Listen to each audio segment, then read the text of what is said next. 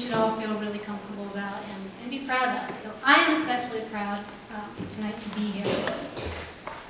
There's some people I want to thank. I want to thank St. Helena High School for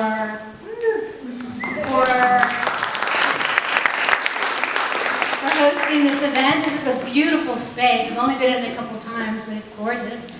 And I want to thank Laura Jurgensen, one of the wonderful counselors at St. Helena High, for being supportive, and her colleague Terry Linder, who's not here tonight. And I want to say a special thank you to the Board of Ambassadors of St. Helena Hospital Foundation for sponsoring and supporting this event. Again, it's something that I'm really, really proud to be a part of. We are going to get started in a minute, but first I want to introduce you to the VIP on my left here. Oh yeah, this is Brooke Preston. She's a senior at St. Helena High. This is how awesome she is. Today is our 17th birthday. So I don't know, I'm a little tempted to sing happy birthday to her, but I'm ready. Oh, Dr. Lyons wants to sing it. Happy birthday to you. Happy birthday to you. Brooke is here, apart from being 17 and awesome, because she is a new member of the Teen Council of Teens Connect. So she is bringing support to teens here at St. Helena High School. And I just learned a little bit about the Teen Council, but it's a leadership group that started peer-led empowerment clubs at 6 high schools in Napa County, and this is now the new high school is in the Teens Connect group, so I'm really happy about that. And I wanted to give Brooke an opportunity to just share with all of you why Teens Connect is important to St. Helena High. So Brooke, what do you think? Okay, well, I think that Teens Connect is going to be extremely beneficial at St. Helena High School, and I'm so excited that we are working with them this year and hopefully in the years to come. But I have, in my time here, I'm a senior, in my time here I have really realized that almost every one of my peers has at some point or another experienced some level of anxiety or depression or a combination of the two, and no one really knows where to get help or how to get help. And we do have 2 counselors at our school, but a lot of the time people think that they can only go to the counselors to seek help with grades and college apps and things like that. And so I think that Teens Connect is going to be a really great environment and a resource that students at St. Helena High School can use to get help and learn about how to manage stress and anxiety and depression. And I'm really excited that they're going to be here this year. Thank you. A couple logistics to begin with. We're going to have conversation first, followed by Q&A. We'll have someone with a couple mics if you want to ask a question. If there is anyone in the audience who prefers to ask a question in Spanish, we do have an interpreter here, Claudia Solomon. Where is she? Oh, there she is. And we have note cards. If you don't want to get up and ask a question, we have note cards both here and in the middle if you want to write your questions and you can share them. So, I'd like to get started and introduce our amazing panelists tonight. First of all, we have Rob Weiss. Sorry, I always get it wrong. He's the Executive Director of Adventist, which provides bilingual professional mental health services and support to people of all ages and income levels. Jenny Olson, who's the founder and executive director of Teens Connect. You'll be hearing more about that tonight. And our moderator tonight is someone who I just love talking about because he's done so many interesting things. He's a clinical professor of psychiatry at the University of Wisconsin and UC Davis. He's also the medical director of a state hospital, a consulting psychiatrist for health.com and caring.com, and he's worked with ABC to help people understand psychiatric illnesses. And some really fun fact, he's also evaluated the serial killer Jeffrey Dahmer and the Slender Man girls, and he works with the Madison Police Department SWAT teams on how to handle mental health patients. So welcome to all of you, and I'll let you get started. Thank you.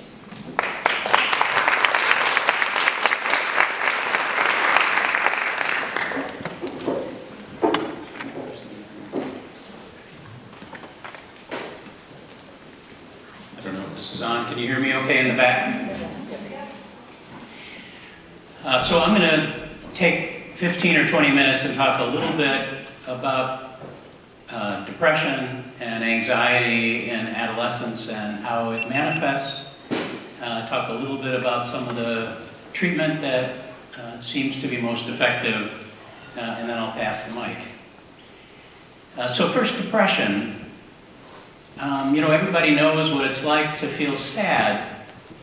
When mental health people describe depression, it's a very specific cluster of symptoms.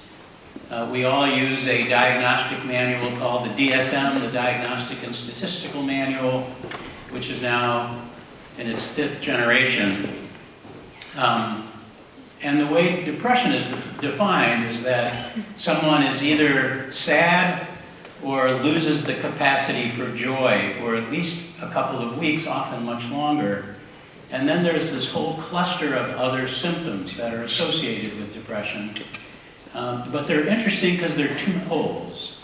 So one could develop too much sleep. One could manifest depression as having too much sleep or not enough sleep, as having an increase in appetite or a decrease in appetite, having what people call psychomotor retardation, which means to be slowed down, or agitation, which means to be sped up. So those three things are quite different, and I'll talk about that in just a moment. And then what's also common with depression is people experience problems with their memory, with inappropriate guilt, and become preoccupied with death to the point that sometimes they become hopeless and experience suicide thoughts. And I think what most people think is that about 75% of people who actually make a suicide attempt or commit suicide do so because of depression. So in its most serious form, it is a very frightening disease. One of the things we're learning about depression is that it's part of a syndrome, that it's not simply that people's mood is affected by depression. There are all sorts of physiologic changes that are associated with depression. And so it affects the immune system very significantly. It affects clotting. And I think we're learning more and more other physiologic functions that are affected by what I think we've always thought of as primarily a mood disorder. And I think it's clear it's more complicated than that. With adolescents, and with kids and with adolescents, often they're not as skilled, not as insightful about monitoring their mood, and often they don't say, "I'm feeling depressed." And it's more behavioral. It has these behavioral manifestations that other people see. Irritability is really common. People are just become grouchy, in part related to the sleep issues, but in part that's a very common symptom of depression. And it's easy to miss it if you're not really paying attention, because kids rarely will say, for the last 2 weeks I've been really depressed and I'm experiencing sleep and appetite. It doesn't go that way. They don't walk you through the symptoms they're experiencing, and it's something that you observe. And as parents, most of us don't really want to believe our kids are depressed, and so parents tend to miss it for a period of time, and are afraid to ask kids about how they're feeling, and particularly are afraid to ask kids if they're feeling hopeless or feeling suicidal. And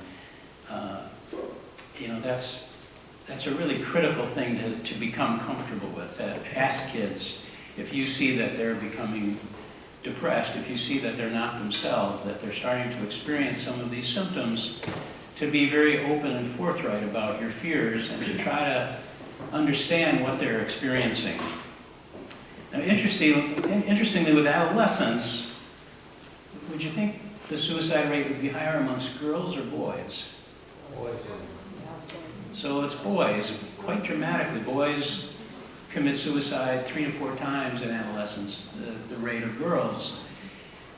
And a lot of that has to do with the choice of methods. So it turns out that girls attempt suicide slightly more, but almost always attempt suicide with less lethal means. It's usually an overdose or cutting, as opposed to boys who much more commonly will use firearms.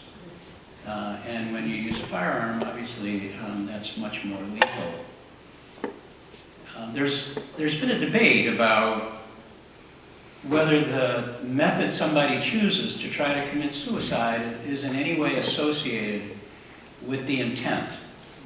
By which I mean, if you're really suicidal, are you more likely to use a gun? And if you're less suicidal, are you more likely to take an overdose or cut yourself? And it turns out that doesn't appear to be true, that a lot of it simply has to do with access. That people who use a gun are not necessarily more motivated to kill themselves. They're not necessarily, they don't necessarily have a stronger intent. It is just unfortunate that that's the method they choose. There's a genetics to suicide. It tends to run in families, and we're learning more and more about the genetics. The treatment is a combination of talk therapy, trying to help the person who's experiencing the depression talk about what it is that's going on, how they're feeling, and try to help them reorganize the way they're thinking. So cognitive behavior talk therapy is often the treatment of choice. That's a particular kind of therapy that we know is quite effective in treating depression. And then antidepressants. And antidepressants have been somewhat controversial in kids and adolescents. In 2004, the FDA put a warning label on antidepressants that if you are a child or adolescent, there is the risk that taking an antidepressant will increase your suicide thoughts. And that was a pretty frightening thing to put on, and it led to a very, and so people have tried to temper that some. So let me talk a little bit about, when I was talking about these two poles of depression, there are really two flavors of depression. There's people who have what are called more classic melancholic depressions and people who have more agitated depressions. For people who have more melancholic depressions, typically they sleep more rather than less, they eat less rather than more, and they have a decrease in their energy, what people call psychomotor retardation. It's as though somebody turned their speed down. They want to lie in bed and cover themselves with their covers and just disappear. People with more agitated depressions, anxiety is a very prominent symptom, and they tend to sleep less, they tend to eat more, and they look more restless and agitated with a lot of pacing. So the reason I point out this difference is because in people who have the more melancholic depressions, those people who want to cover themselves with their blankets and disappear, those are the people who are most at risk for problems with antidepressants. So if somebody is sort of suicidal, but their passion has been kind of sucked out of their brain and they just have no real ambition, including no real ambition to kill themselves, sometimes when you take antidepressants, it increases energy before it improves mood. And so for that first month or 6 weeks especially, in that profile, there's about a 2% increased risk that they will be at risk for suicide. Because they still are depressed, they still are hopeless, but suddenly they have more energy and more ambition, and it can create an increased risk for suicide. The other group, the more agitated group, suicide is a pretty significant risk all along because anxiety is so uncomfortable for most people. That is often what leads to people attempting suicide and feeling like they just can't bear their pain any longer. So I'm going to stop there with depression and talk a little bit about anxiety. So anxiety disorders are the most common mental health disorders in adolescents and kids. In adolescents, about 30% of adolescents at some point develop an anxiety disorder, which is to say the anxiety is so severe that it impairs their capacity to function. But that's not to say only 30% of kids experience anxiety. Anxiety is a universal part of growing up. And it's a universal part of growing up because people have little experience to fall back on. And they worry that they're not going to do the right thing, say the right thing, behave in the right way, wear the right clothes, eat the right food, carry the right weight, that when they grow up, nobody's going to want to marry them because they're not desirable enough, that they're never going to find a profession that they're going to be successful at. Kids as young as 5 start to have these horrible fears about what the future might bring because they don't really have a perspective to put anything into. They haven't had a lot of successes, they haven't experienced many things, and they hear about what the expectations are for life, and they worry about how will they ever measure up. So there's a triad with anxiety called that at least the 3 A's that I call it anyway. People experience anxiety, then they start avoiding things. So if it's a child who is starting to become anxious about social situations, they get anxious that kids don't like them, that they're not successful at making small talk. They start avoiding social situations, and parents tend to accommodate. So those are the 3 A's: anxiety, avoidance, accommodation. And in fact, that's not the way. Accommodation isn't the right response, although it is, I think, a reflex for most parents. If your child experiences pain when they're in certain social situations, you help them avoid those social situations. If they experience anxiety when they have to eat in a cafeteria, they're afraid they won't swallow right. They experience anxiety when they have to go into a public bathroom, that they'll do something wrong and they'll embarrass themselves. Helping them avoid those situations doesn't turn out to be the right reflex, and it's not helpful. What's helpful first, and it's hard to do, is to listen. If your child starts to talk about something that they feel anxious about, the reflex most people experience is they quickly reassure. They quickly want to say, no, that's not a problem. You're going to be fine. And often when kids start talking about anxiety, it's in part a test to see if you have the strength to hear what they are really anxious about. They're testing you to see how painful will this be for you to hear about my anxiety. And if you quickly rush to reassure, that to kids is a way of you saying, I really can't bear it. I really don't want to hear about your anxiety. And so that's not the message that you may mean to be communicating, but it's the message that often is taken when parents rush to reassure kids. And so I think if you can, the best thing is to simply listen and let kids say what it is they want to say. Don't feel like your job is to quickly reassure them that everything's fine, because it isn't. It isn't fine. They're talking about this because they're struggling, and by you saying it's fine, it doesn't take away the anxiety. It just means you're not somebody they can talk to about it.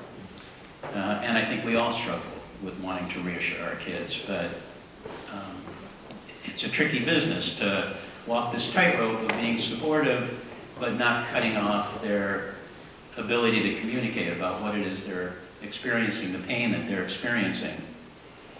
So listening, I think, is step 1. Number 2, trying to help them put it into some kind of perspective. But again, it's gentle guidance. It's not cutting off and reassuring. And then helping them to learn how to get the skills they need to deal with the thing they're anxious about, rather than helping them avoid the thing that they're anxious about. This whole concept of the peer groups, I think, is absolutely brilliant. I don't know a lot of places where that's happening. I think the fact that it's happening here is fantastic, because that is a really wonderful way for kids to be able to talk about their anxiety, to share it with each other. I was as Susan pointed out, I was director at a state hospital in Wisconsin, and we started a unit for kids from the correctional system who were having very serious mental health problems. And we started out with 50 kids, and it became clear that these were kids who'd had miserable lives, who had never had a reason to trust anyone, and that they were not going to trust some 50-year-old white psychiatrist who thought they could sit and empathize, because, you know, really we couldn't very well. Their experience was very different from our own. A lot of these kids were minority kids who had grown up in horrible poverty, with horrible trauma, and what turned out to be the most effective treatment for them, and it's been an ongoing study over the last 20 years, was peer-to-peer interactions and helping to guide these peer-to-peer interactions. That's really what has helped these kids to deal with some of the life difficulties they've had to live through, to talk to other kids who have similar kinds of experiences and really can understand what it is they're talking about. The treatment for anxiety disorders is not so different from the treatment for depression. It's talk therapy, particularly cognitive behavior talk therapy. And the behavior part of talk therapy is to help them deal with the things they're afraid of, help them learn how to face their fears. Because in the end, the treatment of anxiety is all the same. If you have you're anxious about spiders, or you're anxious about flying on an airplane, or you're anxious about social situations, or you're anxious about whatever, the treatment is always to confront your fear, to spend time doing that thing that you are most afraid of. And it's an incredibly effective treatment, it's just very unpleasant. And so helping people do this is a really critical part of treating any anxiety disorder. Turns out antidepressants are also helpful for some kids with the most severe anxiety disorders. And this risk of suicide is not a risk with kids with anxiety disorders, it's only a risk for kids with depression. So I think I've taken my time, and we can talk more about any of these topics when there's a break in the action. Jim.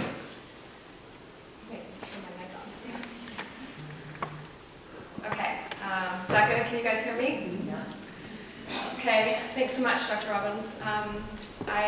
You stole a few things I was going to say, but I'm going to reiterate them because I think they're very important points. It's the advantage of going first. Right, I know. Sorry, Rob. I'm the founder and executive director of Teens Connect, a nonprofit based in Napa. We work all over the valley now, we've been incorporated for almost 2 years. In March will be 2 years.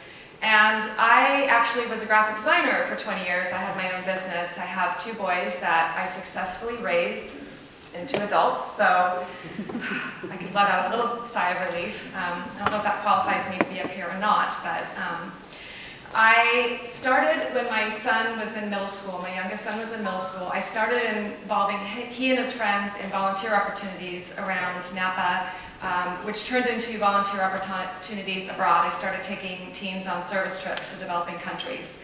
And I saw the benefit that teens got from being exposed to people in other cultures, vulnerable communities, given the opportunity to help others, how it helped their self-esteem and their confidence. And so I started, we actually developed a club at River Middle School, where my son was, with he and his friends, and that turned into a club that we ran out of my house for a while, and then the local Boys and Girls Club, and it really attracted a lot of teens, and we grew as the years went by, because of this peer sort of support, and the teens talking about what they were doing, posting and tweeting about the things they were doing, like serving meals to the homeless, and working with local communities and the volunteer aspect. And it just kind of grew. And in 2000's time, and I'd known some of these kids since they were in kindergarten, and I had no idea they were struggling so much, including my son. He was struggling with some anxiety and depression. And I just could tell by the way they sort of breathed a sigh of relief once they opened up about the things they were struggling with, that they felt better, and that they saw and learned that they weren't alone in their struggles, that their friends were struggling with the same types of feelings. So I started I decided that we needed to have this conversation on a bigger level, a bigger audience, and we worked with Napa Valley School District and held what we called Teen World Cafes, where we had this conversation with students at the school sites. So we had one at the high school level and one at the middle school level. And at the middle school, we brought in high schoolers to help facilitate the conversation, that peer-to-peer supports, because again, teens that don't know me might not want to open up to me because I'm just another, mom, but they would open up to people who, older peers who had been through what they were going through at that moment and who had survived it, who had advice and who would listen. And at the high school level, we had college-age students facilitate. And we learned so much about what our teens are going through because we asked the teens. I didn't try to come in saying, I know what you're going through, it's going to get better, you're being dramatic. I didn't give any of those judgments. We listened to what they were saying. And that sort of turned into the need for more support for our teens in the community. And I, before too long, started a nonprofit, gave up my design business, and started working with teens full-time. Besides the conversations we were having at the schools, we also started developing art programs, yoga classes specifically for teens, connecting teens to volunteer opportunities. That continues to this day. And we, I approached Rob at that time and said, can we work together and provide support, therapy support, professional therapy support for our teens who need it? Because some teens, we found out, just needed to talk about their problems and hear that other teens were going through the same thing. They needed somebody to listen to them. And then there are the teens that need professional support. So we started working together almost 2 years ago to provide therapy, professional therapy, free for our teens at middle and high schools. So these community conversations, we get a group of teens together in a safe environment with the older peer supporters, and we ask them 2 basic questions. We ask, what are the sources of your stress, anxiety, and/or depression?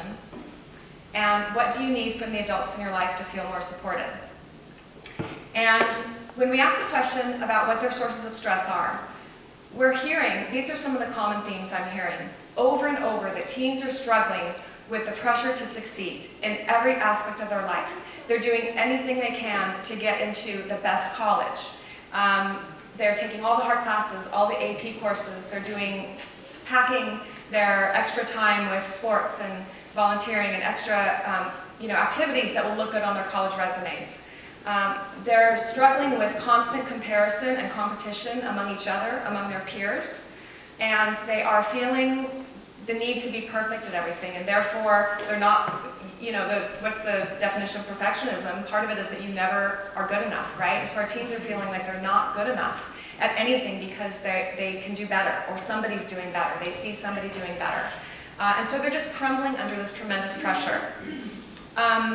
I hear a lot from teens that they're having panic attacks at school on a regular basis, and they don't feel they have anywhere to go, safe places to go on campus to feel calm and to calm themselves down. Many of them are having panic attacks in the bathroom stalls, going to their cars, or leaving school altogether. A lot of teens that I hear from don't feel like they have any adults they can talk to, and it's not our fault. I didn't know my son was struggling. He never told me that he was feeling depression and anxiety. They feel that they don't want to worry their parents, or they don't feel their teachers have time to listen or time for them. They are just not talking. They're sometimes talking to their peers, but a lot of times they feel embarrassed. A lot of our teens have things they need and want, so they feel embarrassed and ashamed that they're struggling so much, and they don't understand what to do about it, so they hold it in, and that makes it worse. And that, I think, is part of the reason they're having panic attacks and breakdowns. I hear from a lot of teens who have attempted suicide and who fantasize about suicide, and often I hear from them when I ask, why do you feel this desperate? And they tell me that it's not that they necessarily want to die, they just want the pain and the pressure to end and to stop, and they don't see another way out. So I'm going to talk a little bit about one girl in particular. Her name is Cassie. She just graduated last year from high school. She's at college now. She's doing great. I first met her when she was in 6th grade with my son, Max, and she was a bright, happy, confident young girl. Her energy was contagious. And even though she didn't go to the same high school as my son, I kept in touch with her through high school because I was sort of that other adult for a lot of my son's friends because I worked with them, and they trusted me because I listened. I was just there a lot of the time. And so when Cassie was about 10th grade, she started struggling with anxiety and started having panic attacks, and didn't know where to turn, didn't feel like she was supported at home or at school. And so by the time she reached out to me for help and started talking to me, she was, her grades had dropped and she was missing school on a regular basis. And through Teens Connect, we helped connect her to resources. We found somebody on her campus she could talk to and trust, because there are those people, teenagers sometimes don't know who to ask or how to ask for help. So we connected her with somebody on campus, a counselor, and she found a therapist in town to go to. And she started feeling more supported. She felt heard, she felt validated, she got more involved in Teens Connect. That's about the time we started Teens Connect. And so she started talking with her peers and sharing about what she was going through, which resulted in more of her friends talking about what they were going through, and that really helped them create this community of support. So Cassie, last year in her senior year, she sort of made it her mission to break the stigma around mental health. And she started tweeting about her going to see her therapist, having anxiety disorder, and the fact that that was okay. It didn't make her weird or different. She tweeted about her involvement with Teens Connect and encouraged her friends to get involved in these conversations we were having in our programs. And it just really, helped her find a place. And really, her voice helped a lot of kids and still continues to help a lot of her peers. And so part of our work, I think, with teens is helping them break the stigma around mental health and mental illness. The more we talk about and normalize the fact that sometimes you are anxious, and it's okay to be anxious, it's okay to not be okay, and it's okay to ask for help. The more our teens are going to come forward and ask for help and feel supported and get support and help each other. So when we asked our teens what they need from the adults in their life, most of the answers revolved around the fact that they needed somebody to listen. They needed to feel heard and validated and not shut down. They needed to feel like they could talk about what they were going through and that they weren't being judged. Something that I found is really important, I think is really important for our teens, is that they have at least one other adult in their life they can talk to that's not their parent. Because I know my boys have both, at times, not wanted to talk to me about personal things they were struggling with or going through, but I made sure they knew they had other adults in their life they could talk to. And I think that as parents, we also need to make sure that we're that other adult for our kids' friends. Just to provide the other therapy. These other adults can be teachers, they can be counselors at school, they can be coaches, they can be youth pastors, they can be family members who aren't immediate family, and they can be therapists. So sometimes professional therapy is needed. Both my boys have at one time or another gone through and sought therapy. Even though I think I'm a really good mom, they need the therapy. And so it doesn't mean I'm not doing my job as a mom. Sometimes we need to bring in professional support. My older son struggles with anxiety disorder, and he has sought therapy and been in therapy his whole life at different times for his anxiety disorder. My younger son had an incident when he was a sophomore, and he fell into a mini depression, and he, for a short time, saw a therapist, and he was able to open up and get through it. So sometimes therapy is needed for a short time, sometimes therapy is needed on an ongoing basis when there is a mental illness, a diagnosis. So I'm going to let Rob talk a little bit more about how professional therapy can help our teens.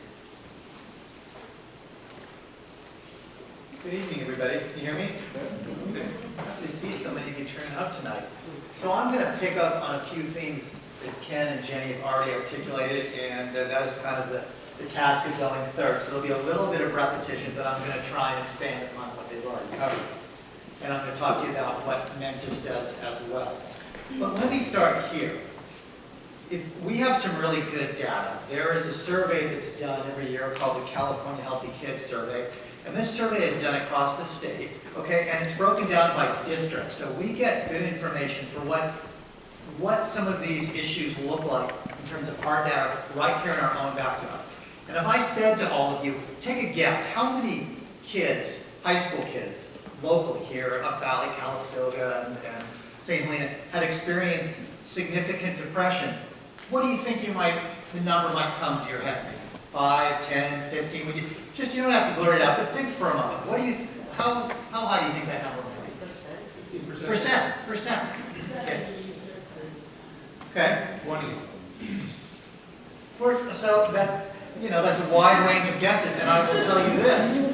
The numbers that I've seen over the last several years speak pretty consistently to about 30, in the 30s. So consistently, 30%-ish, maybe a little lower or higher in that range, have experienced significant ongoing feelings of depression related to the description that Dr. Robbins gave. We're not talking about, as many teens experience, having kind of a bad day, things didn't go well, there's a little bit of variation in mood. Okay, that stuff happens.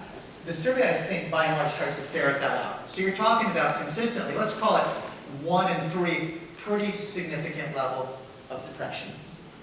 Now, next thought. What percentage do you think might experience thoughts of self-harm or wanting to hurt themselves in some way? High schoolers. This is our area. This is not somewhere else. This is not Bakersfield or Stockton. I'm talking about Napa Valley. 5%? Anybody else have a thought? We're getting closer now. 26. Not quite. So the number is, again, there's variability in the number, but ish, let's call it about 15-ish%. It's about 1 in 6. I find those numbers disturbing, and when I see them on and the other side of that is we will also provide individual treatment. When, for some teens, they're not comfortable opening up in front of all their peers, or the issues they're struggling with really suit themselves better to having that intensive one-on-one contact. And I think in those situations, the key to successful therapy are some of the things that we've already heard about. First and foremost, some of it has to do with just the therapist being non-reactive. That is the challenge for us as parents. Me too. I've got teenage kids.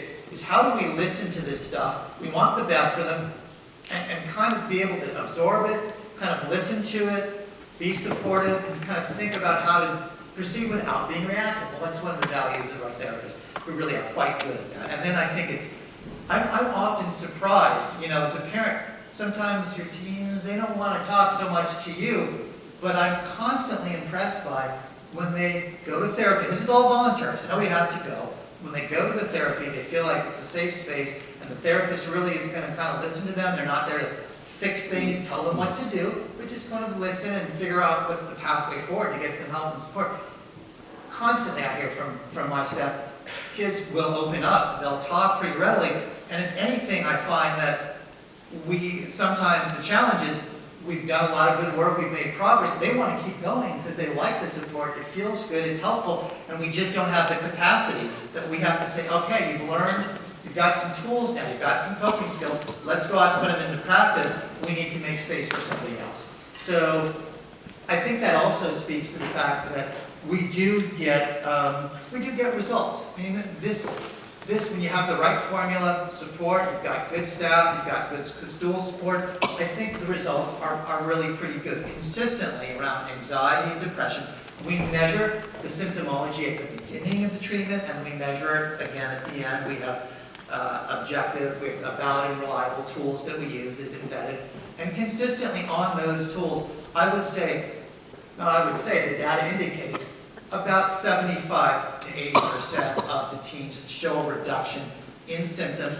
Those very symptoms that you heard can talk about or articulate well. So that's reason to be encouraged, right? That we do really get results when we give teens access to services. Let me talk about a few other interesting questions that I think that come up. So when should your teen see a professional therapist? And the answer is, there is no specific answer. But let me give you some general thoughts about it. I think it really comes down to an evaluation or general assessment around the level of emotional distress and functional impairment that the teen is experiencing. So you kind of got to gauge that, because that varies from teen to teen, but it's really trying to get a sense of what's kind of their normal way of being in the world emotionally and kind of functionally at school and with peers and at home. And if you start seeing some changes, and ideally, if there's the openness in the space and you're asking about it, your teen is going to also tell you that, so you don't have to be a mind reader. Mind reading is tough. I always prefer getting my information directly from people. I think it's much better if you can ask and you can get that information. So I think it's really a combination of engaging teens in conversation, using your powers of observation, kind of stepping back, because you do know your teens, right? You live with them day in, day out. Sometimes third-party information is really good from a coach or teachers or family friends might pick things up that you miss. So I think it's trying to evaluate all that and think about, okay, maybe it's time, and ideally we're talking about, this is voluntary, so we want the teens to buy into this. So it's really a conversation and agreement around how about trying this. Now, let me just kind of provide a caveat. We're talking about functional impairment and feelings that are not of a more serious or severe nature, where you might have to think about other types of intervention and other types of settings. Again, reference overseeing an inpatient hospital facility before. So we're not talking about that really so much, because that is needed for some young folks. We're talking more about an outpatient type of setup where you would see a therapist at school or outside of school.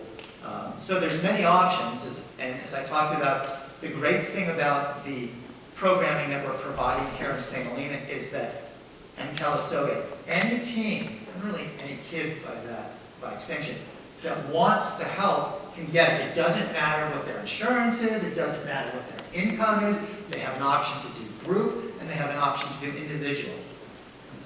This is unusual. I mean, this is a good thing. I mean, I'm looking at some of my colleagues. This is not the typical setup where teens have this range of access right on school with really qualified, good therapists. So we're really lucky here that we've got that. And it's not just luck. I mean, it's commitment and good leadership from the school districts, from the providers, and a lot of other folks that really want to make this happen. So I'm really pleased that this is the setup, because it really is not the norm. The other thing I want to talk about is, what does it look like what is your role as a parent when your teen goes to see a therapist? And I think part of it is age dependent. Certainly I think the older your teen becomes, the more autonomy they have in their therapeutic process. And I think certainly there's some differences between being in middle school and high school. We're talking about high schoolers, 15 to 17. I think certainly the whole idea is that they want a level of privacy and anonymity within their therapy process, so that they can really feel comfortable opening up to their therapist and feeling like they can be unencumbered and they can talk about whatever they need to work on and they can speak freely. As a parent, and a lot of my kids have been in therapy, you want to know what's going on, right? You're invested. So I think it's perfectly appropriate, and I would encourage you as parents to check in with your teen about how the sessions are going, what are you talking about, and let them kind of guide you on how much they want to share and keep you in the loop. If you have a particular concern about an issue that you're seeing, and whether it's being talked about, whether it's being worked on in therapy, what's going on, talk to your teen about it.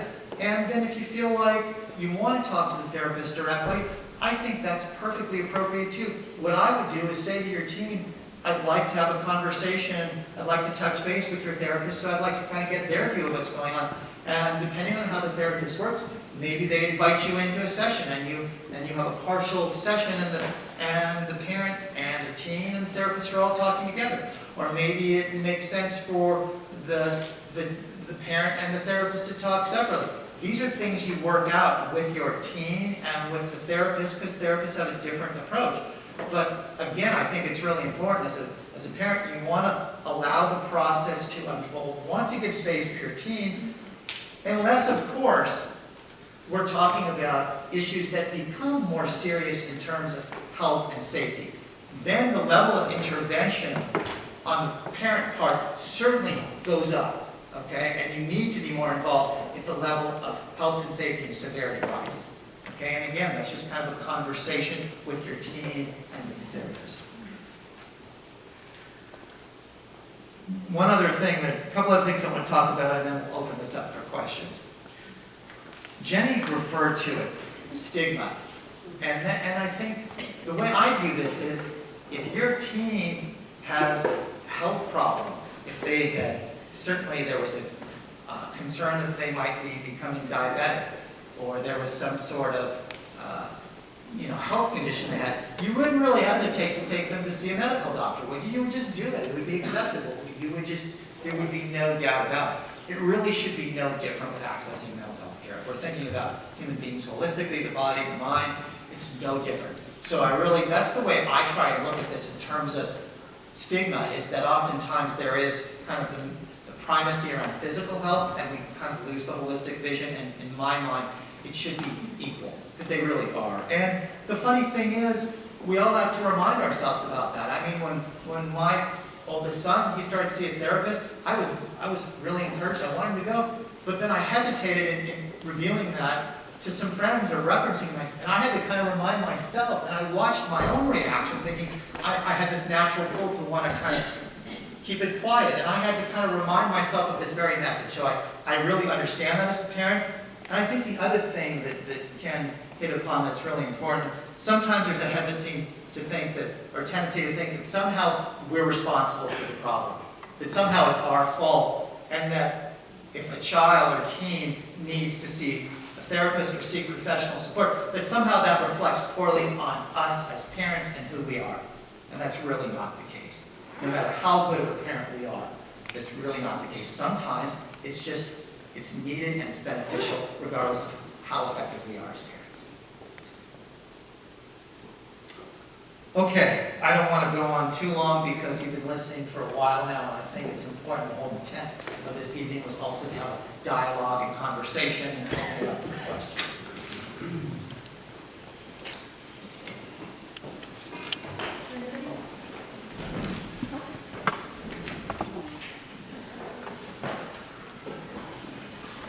I'm intrigued by the sort of the mixed messages that seem to be happening, at least on a macro level, when you talk about the stresses that we put on our children. It's go, go, go, get the best you can get. And then on the other side of it, we find that we have to react to that and create these programs to serve our children. So the question is, what can we do in terms of the overarching system, at least here in St. Helena, that can take some of that pressure off of our children? And what more can we do to have Mentis even provide more services? You had mentioned, for example, that it's best to start early. Earlier would be, in my view, like at the middle school or the elementary school. So those are my two questions. Well, just to speak to that end, and that was really the reason we originally started just in the high schools, and now we're in the middle and elementary. So to that end, certainly whenever we identify there's a need, intervening early, we do that, and I think that's been very effective. And so and as far as increasing services, I think that's just a conversation that we try and have with our school districts and our local funders. I mean, I think just to acknowledge for a moment St. Helena Hospital and the Foundation for putting on this event, but not only that, they're also funders and help make it possible for us to deliver the services and the partnership with Teens Connect. And just to touch on what we can do to help support our teens that are feeling this pressure, and I've got one of my sons went to Napa College and then started working full-time, community college, my other just started at Cal Poly. So, and there was this pressure, kind of what Rob said, when we decided that my older son was not going to go right into the four-year university. I was embarrassed, and I didn't want to tell his friends' parents who were all talking about the universities. And so I had to look at myself and question why I was embarrassed. So I think it's important, a lot of work's being done at Harvard and Stanford around looking at this pressure nationwide, this is a national epidemic, this tremendous amount of pressure our teens are feeling, and trying to figure out what we can do to make our teens feel like they're doing things that give them meaning in their life and not just things they think they have to do. So it's a nationwide conversation right now, and we're constantly looking for, you know, answers and ways we can change things around. We work very closely with the school district, and you know, I think our ultimate goal in our partnership is creating layers of support for our teens so they can, you know, talk to their peers and come up with ways they can, you know, talk about what, you know, connect with themselves, connect with each other, belong to something, give each other hope, build each other up instead of feeling that competition. They can, you know, join the therapy groups with professional therapists. They can go into one-on-one therapy. If they're having struggles in school, they can see an academic counselor at school. We're just trying to, you know, provide those layers of support for our teens. Let me just say a couple of things and then go on to the next question. So this is a really tricky question, because one of the reasons that I think kids experience such anxiety is because they haven't had much success. And so part of the trick of helping a child grow up is to help them experience successes so they have some confidence and some optimism going forward. And they're not just getting blown around by the wind. And so it's not that taking AP classes is a bad thing. The issue is, how do you help them manage the stress and what's too much stress for this individual person? And I think having conversations, trying to have dinner at night and talk about the universe and listen for any opportunities to ask further questions to try to understand what their experience is like without overly badgering. I'm from Wisconsin, where the badgers are around, but badgers aren't all good. And so, you know, the trick is, how do you get information without being perceived as a pain in the neck? And so I think listening is the key, and asking gentle, open-ended questions, you know, not diving in with a knife and trying to get every little detail, but sort of gently probing can be really helpful. I think there are some things for adolescents that in general are helpful, things like sleep, trying to work hard on, it's not obviously easy to get kids to have a regular sleep schedule, but it makes a gigantic difference. We know exercise makes a difference for mental health. Meditation can make a difference for mental health. Talking to peers, as Jenny's been talking about. So I think there's some general things that help everybody, but you know, figuring out what the middle ground is for each child about how much stress is exciting and how much stress is just too much is really tricky. And I'm going to add one more thing before the next question that I think you're sort of getting at the way we haven't really touched upon, and that's the whole piece around social media. This could be a topic and a conversation in and of itself. We kind of haven't hit upon that yet. I just wanted to bring it up because I wish I could sit here and say, I've got a really good answer for you. I would like that answer. It's a very tricky issue, but it's one that we all we're sucked into, because I think one of the primary biggest differences, the biggest difference that teens face now than a generation ago is social media, and that everything that they do is so public and so instantaneous that think about the mistakes we made, the feelings we were trying to grapple with as our identity formed, as we were dealing with the pressures of what would happen after high school, what's next, growing up, transitioning to adulthood. Now it's so public that adds a whole nother dimension that creates a sense of shame, or if there's bullying, or distress that ties into thoughts of depression, and feelings of depression, and thoughts of self-harm. The social media is a real big piece of this, and it's something that I think we, certainly in the therapy, we deal with, and it's an issue collectively we're going to have to look at. So you partially addressed what you were talking about. I'm trying to get my head around the systemic issues, because we're talking about treating kids individually, but you're talking about a gigantic peer group that's moving and being affected by things, and trying to look at how we got to this point where we have 30% of students with critical issues with anxiety and depression, and 15% of them thinking about actually killing themselves. But the numbers are even much higher than that of kids that are just struggling across the board. And yes, social media is a factor, but there has to be other issues that got us as an American society to this point. And if we're asking our children individually to buck that trend, you know, to A, put away the phones, but what else is there that we as a society have valued over their health? You know, it's a really interesting and important question, because the incidences of all these things we're talking about are going up. The risk of suicide in adolescence has doubled in the last 15 years. So why is that? What is it? And we can all, all of us who are sitting here can speculate about what the stresses are. How are they different in this generation than in the last generation? What is it that's making life so challenging? And maybe the high school students can tell us the answer. They probably have the answer. These are really tricky questions, and I don't think there's real good answers, other than it is clear these are becoming more significant, more common, more serious.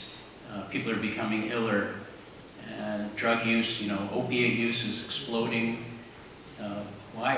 What are the answers? Why are all these things happening? And I don't know that there's one good answer, but I think with your own child, trying to ask the questions of what's affecting you is going to be really critical, because we know it's stressful to grow up. Well, I have 3 children, and one of them is here, and the youngest. And we have these discussions all the time, but I think they are not sure, I'm not sure. Is it the curriculum? Is it the amount of time in the classroom? Is it the pace? Is it social media? Is it the university programs, colleges, and what's being required? Is it the mixed message? You mentioned lack of success is being an issue, but then there's another camp that says, well, we give these kids trophies for everything. So how can we expect them to sort it out as adults? And I think it's probably a lot of places. So we have a teen who wants to speak for a moment. So I just want to speak upon the social media. Hello. So I just want to speak upon the social media portion. I know a lot of adults could have a perspective that social media in most part is harmful towards our mental health, but in my teenage perspective, social media is just kind of getting started, and I know it's not going to go away anytime soon. So rather than try to eliminate the issues that are already going on, and cyberbullying and that kind of thing, or false representation of societal beauty standards or things like that, we could have a positive social media platform where you can get kids to talk, or you can get I know there's an app where you can get free help, and you are anonymously just kind of talking about your problems to a trained professional. So I think that we could use social media as a really good thing and kind of brighten it up instead of just only looking at the negative portions. So definitely, I agree, because social media isn't going anywhere. And I've had teens throw it back on us and say, well, you're always on the phone, adults are always on the phone, they're always on Facebook. So it's an issue for all ages, all of us, I think. In my mind, it's another addiction, but it's not going anywhere. And so how can we use it positively? I know that with Teens Connect, we post positive things, we interact, we break the stigma around mental health and mental illness. We're always trying to focus on the good, and I think it can be a platform for good. There's so many teens I work with that are, budding environmentalists, and they are constantly posting about ways we can help our environment. So there's a lot of good, and I think it's about a balance, right? Making sure your teens are involved in something where they really feel like they're helping their self-esteem grow by, being involved in art, or hands-on art projects, or meditating, taking yoga classes, practicing mindfulness, connecting with their peers outside of social media. There's other ways that we can bring in these programs and these activities for our teens where they're not focused on social media. So I think it's really a balance. And what I want to say too about this pressure and what's going on in our nation, I read a paper that was published out of Stanford the other day through Challenge Success, which is a program that's really trying to find out what systemically is happening and how we can create systemic change in our schools. They're doing amazing work. They're out of Stanford. And they said they have talked to over 100,000 teenagers, and the majority of the answers they're hearing have to do with the pressure to get into a four-year university. And when we were growing up, there wasn't as much pressure. There was other options. You know, there was community college, trade schools, traveling, taking some time off. Our kids aren't really presented society-wise with the options anymore. You know, they feel like their only option is to go to a four-year university. There's a lot of pressure around that.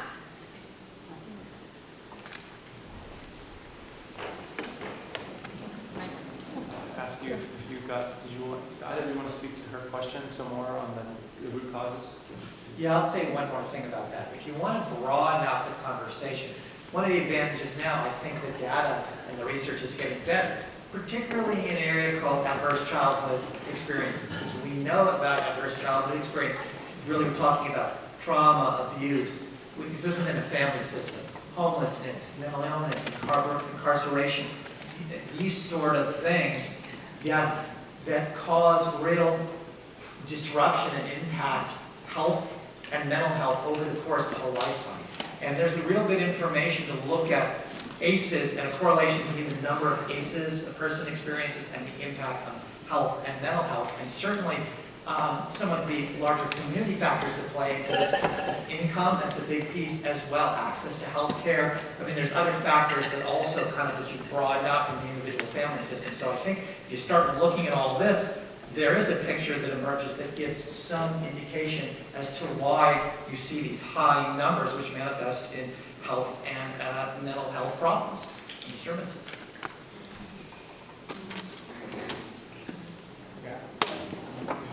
My name is David Leak. I'm with Circle Up Sonoma, and we're at 2 years. I'm going to be doing similar work. It sounds like the Teen Connect's doing. I have two questions. I'm wondering, first off, it sounds like you figured out how to collaborate Mentis and Teen Connect, and we're an adult-led peer mentoring circles for middle school and high school age boys and girls. Once we get some women that want to lead that up, and we have been considering getting a council, a board of young people and teens to advise us. And I'm just wondering what, from your 2 years of experience, you might speak to in regards to that. We have a pretty clear program model where we have a minimum of 2 adults in our circle, sometimes 2-3 men in a circle of 3-4 women, and they're not co-ed circles. And our place there is really to facilitate, an openness and a vulnerability, and to talk about things that they want to talk about, to encourage them, like I heard here, to have them facilitate themselves. The goal is for them to be peer facilitating and to come back into that place of taking kind of a leadership of themselves as peers. So my question is kind of about the collaboration piece, what you figured out as you went along in your nonprofit. And the second is, if there's any grants that are early seed grants you might recommend going forward, or things like that, would need some early money. So. I'll talk about the peer piece. So we have, through Teens Connect, we have a teen council. We have a couple of our teen council members here, and I basically started as I was developing relationships with these teens and really asking them to help me find solutions around teen anxiety and depression. We just naturally formed a group of students, and now we have students from pretty much all our Napa high schools, St. Helena High School and American Canyon High School. So we have representation from all the different high schools in the valley, not Calstone yet. And we have a really good representation of the makeup of our teens as well. So we're trying to reach all teens. And we basically we empower them to come up with, they come up with their own mission statement. We ask their teens, how do you think these community conversations would look? This is what we've done. How do you think we can improve them? What can you bring to the table? What would you like to be involved in Teens Connect? And we really just give them the space to design programs that are, teen approved, basically. As far as our collaboration, it's, this is really the power of collective impact, finding organizations that each have specialties that can come together and provide support. And I don't know, it just kind of we clicked when we had a conversation about it, and I would suggest just approaching some organizations in town that might want to be part of, your work, and then just sit down at the table and just talk about how that could look. Yeah, I would say as far as funding streams go, we can talk about that after the presentation. I'd be happy to give you a few thoughts about that. And just to echo what Jenny said around collaboration, we just have ethos of that here in Napa County. So it takes some work, but it's really just relationship development and then building alliances and reaching out to partners. And it's like forming any good relationship where there's some level of trust, which leads to a desire to work together and partner with the understanding that bringing strengths, together just makes the collective stronger. And then I also want to say, we, in Napa, we work, we've got some amazing wellness centers at the schools in Napa, middle schools, and we've got one at the high school and one of our high schools now.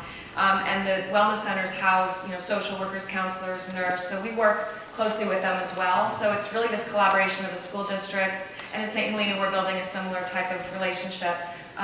It's really about having, really figuring out who needs to be at the table so we can all work together and try and support as many teens as possible. So we have an anonymous question. What are the signs of depression that most parents misread or underestimate? I'm sorry. What are the signs of depression?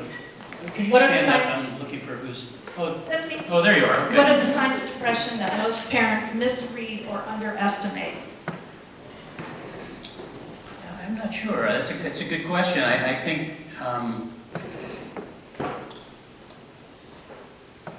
I think irritability is, when you look at the list of symptoms of what is the most common depression symptom in adolescence, irritability wins. And I think there's a certain assumption that teens are being paid to be irritable. That's part of the job. There's an expectation that if a teen is irritable, that's just part of growing up, and that's not something we really need to be paying attention to. And if you see your child change from being themselves to being much more grouchy over a period of weeks or months, I don't think that should be ignored. I think that's a really important cue that something's going wrong, and it's not a normal part of being an adolescent to be consistently irritable. The other issue is to watch for is a loss of interest in things that they enjoy doing. So if it's a boy and they really enjoy playing baseball, if it's a girl and they really enjoy playing soccer, whatever, they enjoy music, they enjoy socializing with their friends. If they start withdrawing from activities that they've always enjoyed, that would make me really nervous. And I'll add that it's sometimes important to listen to your children's friends, or again, those adults that they trust and talk to, checking in with teachers. So really having this conversation with anybody that comes in contact with your teen, having an open dialogue. So if somebody notices changes in your teen that you may not notice, they'll come to you. I know my son got to the point where he'd say, "Mom, so-and-so needs you, you need to call them. She's really struggling, she can't talk to her parent, or she's not able to talk about what's going on." We also, train our teens in youth mental health first aid so they can recognize signs in their peers. And I think that's, if you can find any type of program like that, we're offering more trainings in Napa this school year, because a lot of times a teen will talk to a friend before they'll talk to an adult or a parent. And so really, I think it's important that we're listening to their community as well.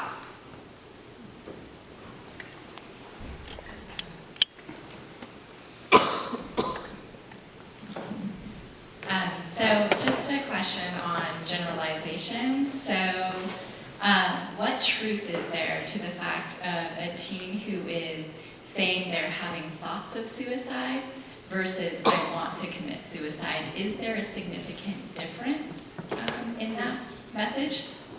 Well, absolutely there is. And any professional will assess that very clearly to try and determine, is there a level of intent to act?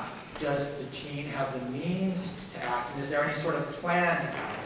So any sort of good therapist and good mental health professional will do an assessment, a risk assessment, to try and ferret that very question out. And also there's some good tools now to be used. For example, we use at our organization the Columbia Suicide Severity Rating Scale to help us really look at what is just, you're having a hard time and you say things, it's a reflection of you're depressed, you're feeling down, hopeless, but there's really no intention or really no serious thinking about engaging in any sort of act of self-harm, versus, no, we're at a level of there really is there is some intention to go ahead, and there's always thought about how it would be done and how it would, the means and how it would get that weapon, for example, or access those pills. So that's part of just doing a good assessment, at least on the mental health side of it, and that guides how you act and what your follow-up plan is with that. But I think any conversation, and when that's verbalized, should be taken seriously.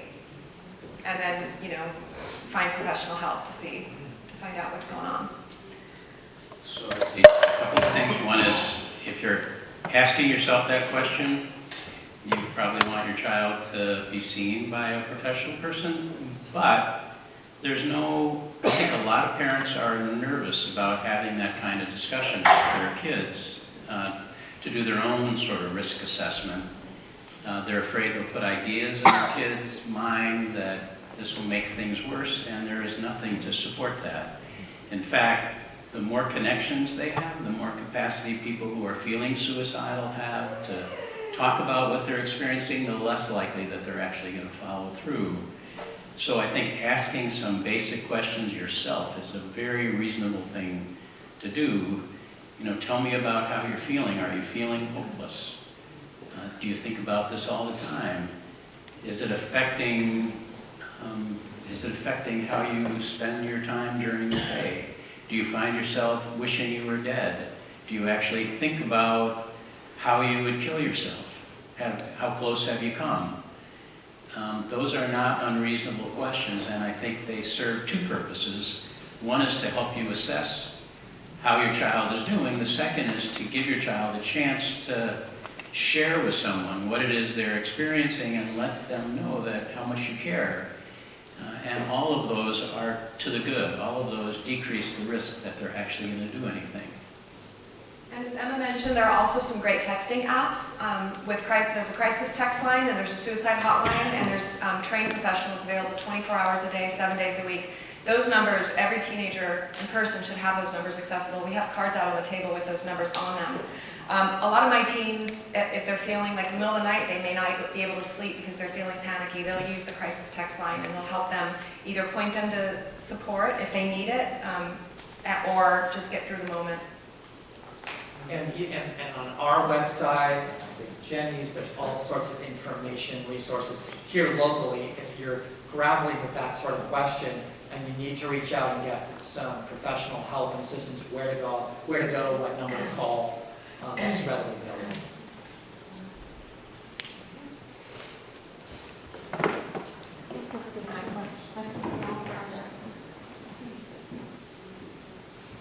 Jenny, you had mentioned the addiction that technology can kind of create, or that it poses a challenge for people, and also referencing kind of the challenge in getting enough sleep and how that is exacerbating issues with depression. So I'm just wondering, from your professional standpoint, how much part of your assessment conversation is around kind of the brain formation and how technology and our use and or abuse of it at times plays into some of these issues that we're grappling with, that I think we're all grappling with, but in particular our youth. Well, I know, it's been an hour since I looked at Facebook, and I'm starting to get really nervous here. So yeah, it's something that, I think, again, we're having this national conversation because it's still so new. And I don't know the answers about what can be done around finding that perfect balance between getting enough sleep and making sure you get all your homework done, and not spending too much time on social media, but being connected enough. And, it's something that I talk to my teens. I have conversations with my children about it, with my teens about it. And I think it's different for everybody. There's this balance, I think, that needs to be achieved. And again, that's different for everybody. I know some teens who have sort of decided they've gone on little strikes from social media for, a certain amount of times. And they realize once they are away from it, they feel better. They feel they don't need it as much. I think mindfulness practices really help. There's a lot of holistic practices out there that can help just, find that balance, help teens get to sleep. I know teens sometimes can't fall asleep because they are stressed, they're anxious, they're having panic attacks at night. They don't, they can't finish their homework in time to get enough sleep. So it's a really complicated question, and there isn't really a simple answer to it. But as far as like brain development, do you have any thoughts on brain development and technology, or how it affects? No.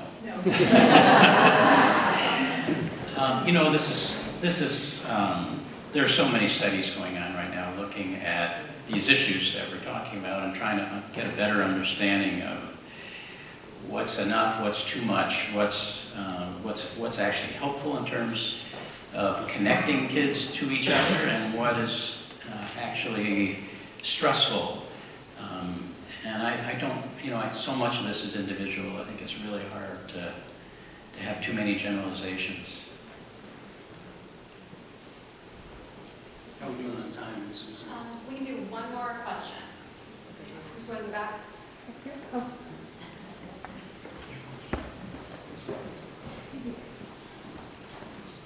Hi, so I'm Filipino, and I moved from the Philippines when I was 15.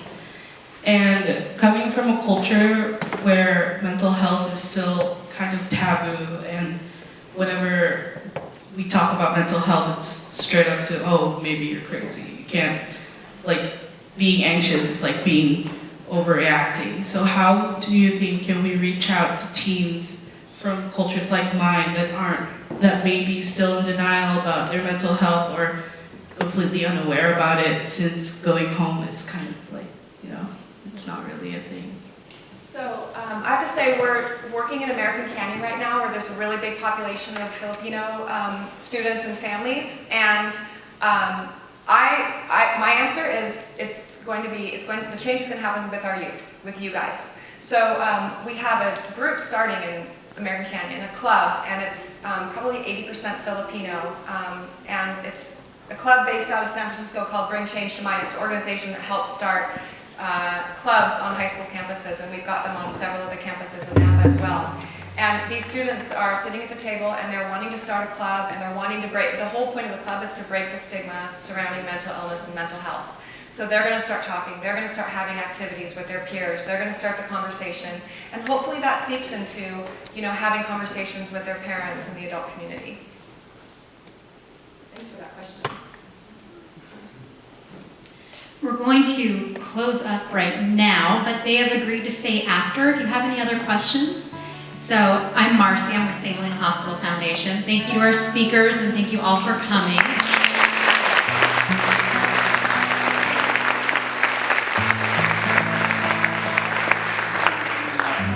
Hospital Foundation, who have been absolute pillars in the community, the people who are here, who are part of the foundation, those of you who work for the foundation are incredible. Thank you. And a special thank you to Kathleen Patterson. Stand, please. She is the chair of the Board of Ambassadors. So our Board of Ambassadors is really working to be the voice of the hospital and to help get us more engaged in the community and promoting health throughout the Upper Valley and beyond. So thank you so much for coming, and we hope to see you again soon.